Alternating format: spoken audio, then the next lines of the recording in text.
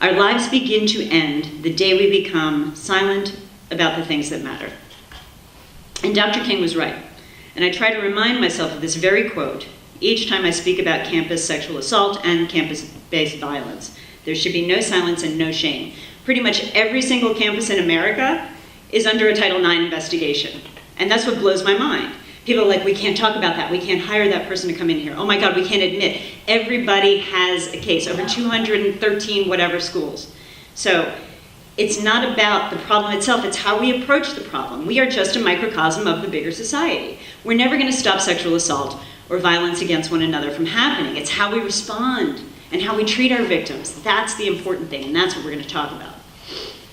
It is crucial for me to note that while my case was grossly mishandled by my university, the University of Virginia, I'm not here to point a finger or sit in judgment. You guys get it pretty much right. Like on the continuum, you guys certainly are doing a better job. It was very easy to find your stats. It was very easy to know what was going on lately. And obviously there are going to be some anecdotal cases, but I find that you guys, and most of the places that I go, I'm sort of preaching to the choir. The people who want to hear me are the people who are already woke. And it's like, well, how do we change minds? So hopefully there's some people here who got dragged in here and have no desire to be here, but maybe you'll learn something.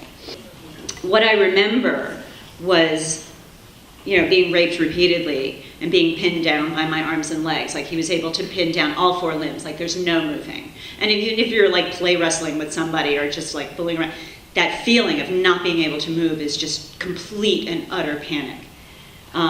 He beat me.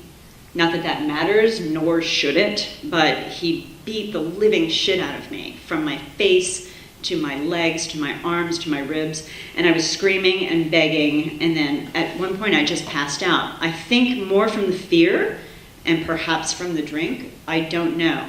But I remember swirling into this blackness and just sort of relaxing and saying, you know what?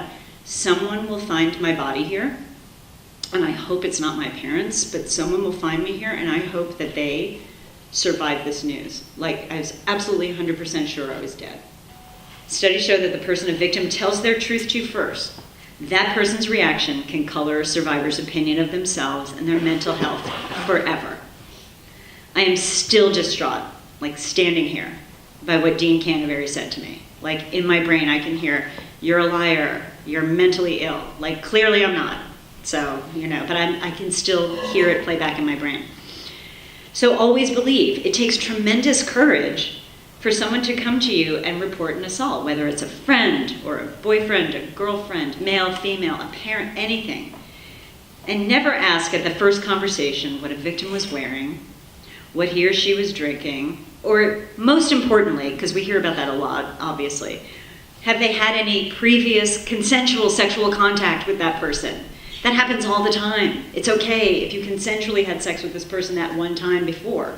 That doesn't negate the fact that rape can still happen. Happens a lot.